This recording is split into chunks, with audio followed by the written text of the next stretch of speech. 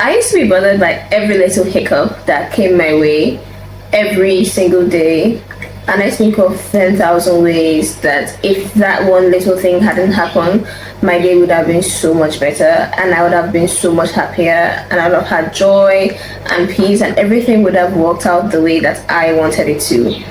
I used to be so bothered about so many little things, and at the time I didn't realize how much it was affecting my mental health, because when you're bothered about something so little, it affects your mood, and in the end, when you have a number of bad days, you then begin to think that you're unlucky, and when you think that you're unlucky, you begin to fear the unknown, and then when you begin to fear little things happening, it leads to a whole spiral, and in the end, you may just end up having anxiety, which I did end up having at some point, or it may lead to depression.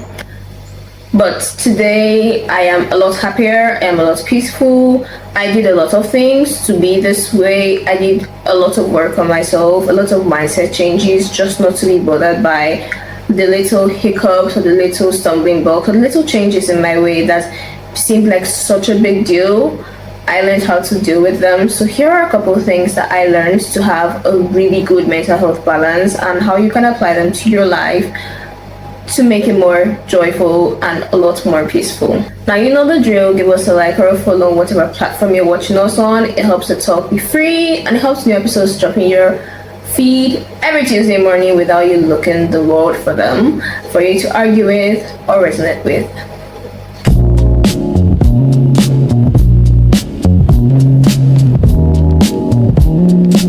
This is going to be one of those episodes where you do need to write something down. So grab a pen, grab your journal, and grab your drink of choice. But if you're us, grab your cranberry juice, and let's get into this episode of how you can influence your mental health and make it work better for you. Lesson 1. You can choose what to be bothered by. So write it down. You can choose what you want to be bothered by. That's lesson 1. And this was the biggest lesson I had to learn when I wanted to be happier in my life, when I wanted to wake up every single day and choose to be happy. I had to choose what I wanted to bother me, what I wanted to stress about, what I wanted to be worried about. A very good example is with the talk. So let's use the talk as an example. I used to be very bothered about the fact that the talk wasn't as sophisticated as a lot of podcasts out there and a lot of talks.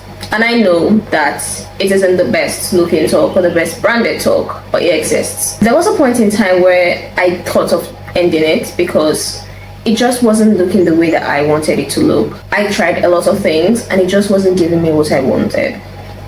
So I figured I should end it because I didn't want to be bothered about it anymore. But every single day when I come up here to film these episodes, I remind myself that I chose this, so I will be happy with what I have. I had to choose to not be bothered by the fact that it didn't look as good as other talks out there or other podcasts out there. I had to remind myself that I can be happy with the little that it is doing, with the little information that it is giving to the people around me, and I can strive for more. So I'm not saying be content in your unhappiness. I'm saying you can choose what you want to be bothered by and still strive for more. I chose certain parts of the talk that I wanted to be bothered about, which included how the episodes look like, the topics, the breakdowns. I decided not to be bothered about how good it was compared to other talks or podcasts out there, because I honestly cannot influence that to about 40% of my ability. The talk will get better as it grows older, and that is just the truth about a lot of things in life. So I chose to be bothered about the inner workings of it rather than the output. And to a great degree, the output has enormously increased its potential, its look, its branding, a whole lot of things have increased from compared to when I first started out. So I chose what I wanted to be bothered about. So you can always choose what you want to be bothered about as you go about your day, in the little things. When you want to take the bus and you missed it by a minute, but there's a train arriving the next minute, are you going to stand there and be bothered about the fact that you missed the bus, or are you going to turn around and run to the train station so you can get the train to where you're going to? These are the little hiccups and molehills that we make mountains out of, but really they shouldn't be mountains. So you have to choose what you want to be bothered by. Do you want to be bothered by the little things out of your control? Because there are a lot of things that are not within your control. Or do you want to be bothered by the things that you can actually control, the things that you can influence, the inputs and the little things that you can do to make the output that you cannot control or the narrative that you cannot control better? So you have to choose what you want to be bothered by. That's lesson 1. Lesson 2 was a very important one, because I, as an individual, I do not like radical change. I like to eat what I know and know what I eat. This is a mantra I actually do live by to a certain degree. I like to eat what I know and know what I eat. If I'm looking at something I do not know what it is, I need to do a bit of research to see, oh, what is this? Oh, made from this and whatnot. So the second lesson I had to learn was pivoting isn't always a bad thing. And sometimes when we are told to make a last minute change, it seems like the whole world is breaking down on us and everything has gone astray and there is no way to get back to the original plan. But pivoting isn't always a bad thing. Half the time it's a good thing, because the unexpected turns out to be a lot better than what we actually planned for it to be, or what we planned for the original thing to be. So pivoting isn't always a bad thing. The greatest area of my life that I pivot in is when I make my hair, because I make a lot of colored hair and I love colors. I think colors are a beautiful way of expressing yourself. And the problem with making colors is that sometimes when I think of a certain color that I want to make and I go out to buy the extensions, the color isn't always in stock. And then I have to pivot. I have to think of another color to make or another shade to add to it that won't give me what I wanted it to look like at the start. And it is a very stressful process. So I made up my mind that if I choose, okay, my current hair color is navy blue and cream. So I made up my mind that if I go to the market to get the extensions to braid and the colors I want aren't there, I have 2 to 3 other colors that I am willing to consider changing to. Pivoting isn't always a bad thing. I have had to pivot very last minute when it comes to making my hair. And you may think, oh, hair is such a simple example, but it is an expression of mine, so it is a very important thing to me. The same way that your work is a very important thing to you, and at the last minute you may have had to change a dinner reservation or move it forward to the time that you had the meeting previously, and it just seems like everything is happening all at once. Take a breath, calm down, and tell yourself pivoting isn't always a bad thing. It can turn out to be good. It can turn out to be helpful. It can turn out in the best way possible. You always have to look at the glass half full, not half empty. Optimism, such an important mindset. And it's such a hard one to have, really, because who wants to be that happy all the time, right? But it is. If you always look at the glass half empty, you won't appreciate it being half full. So you have to look at it half full and understand that half full means there is hope. So pivoting isn't always a bad thing. So you can pivot.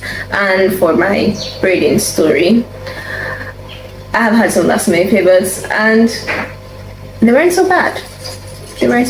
Now the next one, and a very hard pill to swallow for anyone who is an ambivert or an introvert, is out loud affirmations are always more effective than in-head ones. This was a very big lesson of mine that I had to learn. So this is lesson number 3. Out loud affirmations are more effective than in-head ones. And I learned this from a Bible plan. I was doing a plan a couple of years ago actually, and this girl, she was the one with the devotional and whatnot, and she said that if you are praying in your mind and it doesn't seem to be working because you're always distracted, you should try praying out loud. It's easier for you to not be distracted when you're saying things out loud. And I took that as an advice to do it for every single area of my life. So now when I want to affirm something, I say it out loud. I don't necessarily shout it out for the whole world to hear, but I say it out loud. I don't just say it in my mind. For example, if you're not confident and you want to say your affirmations, it's very easy to look at a mirror and say them inside your head, screaming it inside your head, of course. And you're looking at the mirror and you know, yes, I've said my affirmations. But when you say them out loud, It's not just your head that's hearing it. Your head is hearing it, your ears are hearing it. It feels like an echo is happening all around you, and it feels like everything in that room is agreeing with you that you are confident. So out loud affirmations are more effective. It's a psychological thing, of course it is, but at the same time, the psychology has been proven that they are actually more effective. This is why therapists will tell you say it out loud, because when you say it out loud, it sounds more real. It sounds alive. It sounds real. It sounds alive. It doesn't just sound like a thought. It sounds like a real process, a real living and breathing thing that is coming out of your mouth and being accepted into the world. In-head affirmations are not bad. I don't want to discourage you from saying things inside your mind. No, I'm simply saying that out loud affirmations tend to go the extra mile. If you always need that extra boost of assurance or effectiveness in a certain thing, you can just simply say out loud. When I say my affirmations out loud, I don't scream with them. And as funny as that may sound, but I do not actually scream them. I simply go, you are good, you are kind, you are loved. It's not loud, but I can hear it and it sounds alive to me. And that's basically what a therapist is telling you to do. So out loud affirmations are more effective than in-head ones because you're bringing them to life with your mouth. Like the Bible says, life and death and the power of the tongue. So when you say them out loud, it comes to life. So that's lesson number 3. Out loud affirmations are always more effective than in-head ones. Lesson number 4 is one that you have heard a lot, and it is one that you will keep hearing. But lesson number 4 still is, every day is a daily battle. Find your wins. And you have been told a lot to find your wins, the big wins, the small wins. And it's very easy to hear advice, but are you taking it? Are you actually finding your wins? Every single day is a daily battle to be happy, to be peaceful, to be joyful, to do what you want to do, to not let other people's thoughts of you affect your actions. I'll give a very good example of how I practice this one. And I realized it lately. I went to church the other day and was offering time or praise and worship, one of the two, but the band was singing. And in my church, there's this lady that always comes out to dance. Like, she's known for dancing. And every time I see her, before, today, in the next future, I feel so proud of her that she's doing something that she honestly loves without thinking of what anybody around her thinks. And so every single time the band plays or offering or the music's going on, I try my possible best to move my body the way I want to move it, because it's very easy to do a 2-step shuffle in church. It's very normal. It's the Nigerian way. 1 2 1 2, but I try very hard to put some moves into it. But every time I do that, I struggle internally. I struggle. Oh my god, I know this person sitting beside me. What will they think of me? I struggle. Oh my god, people around me, people in the church know me. What will they think of me? Every single time the band plays, I struggle while I am putting extra moves in my dance steps with what people around me are thinking of me. And every single time I think about that, I tell myself it doesn't matter.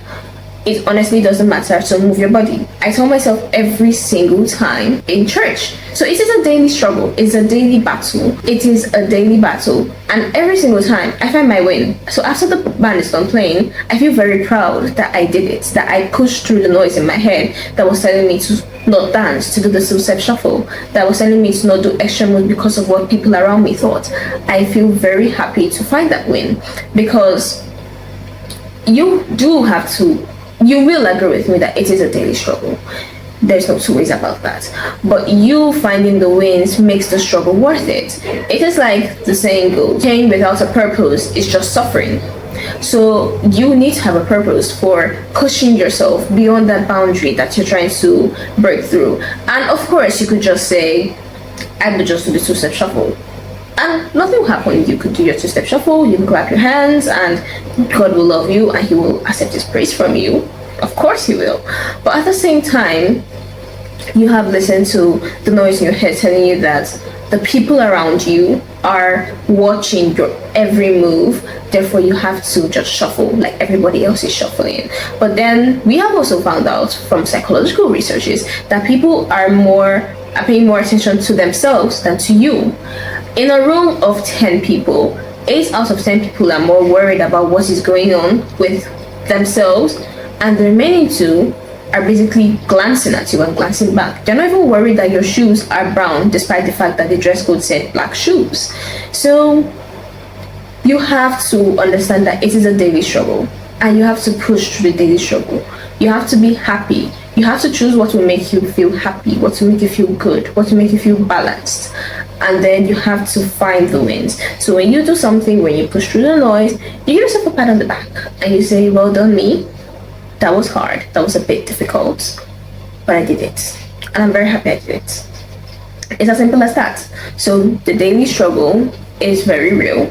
And of course, every single day presents its own challenges. It presents its own new sets of whatever it wants to push onto you, which is normal. But every single day, you can choose to be happy and you can choose to find the wins. So it is a daily struggle, we accept that, but there are wins in the daily struggle, so find them. The final lesson that I learned when I was trying to bring up my mindset on how to have a very good mental day or a mental health day was every day will not be a good day. And that is the truth. Every day is different. Every day presents its own set of challenges. Every day runs its own course. Today might be a very good day, probably because you saw a friend. You may not see that same friend tomorrow. You may not see any of your friends the next day. And it won't be as good as the previous day. And that is fine, really. Every day will not be a good day, but every day will also not be a bad day. So there are good days and there are bad days. You just choose how you interpret it. It's as simple as that.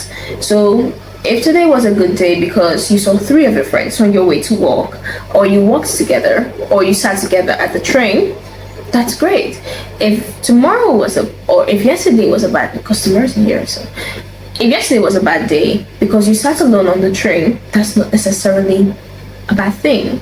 So you sat alone yesterday, but today you saw 3 of your friends. Isn't that wonderful?